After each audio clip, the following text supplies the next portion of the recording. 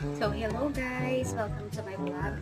So, ngayon magiging full-time vlogger na ako dahil nakapagtapos na ako, graduate na ako, and wala pa akong trabaho. So, kailangan ko ng pera kasi nakakalungkot talaga ako ng pera, di ba? Charis. So, ito. May libro ako dito, babasahin sa inyo. Get out of your own way. So, today, magsisimula na tayo. Mind Trap List. Ayan. Number 1, sabi dito, the feelings traps.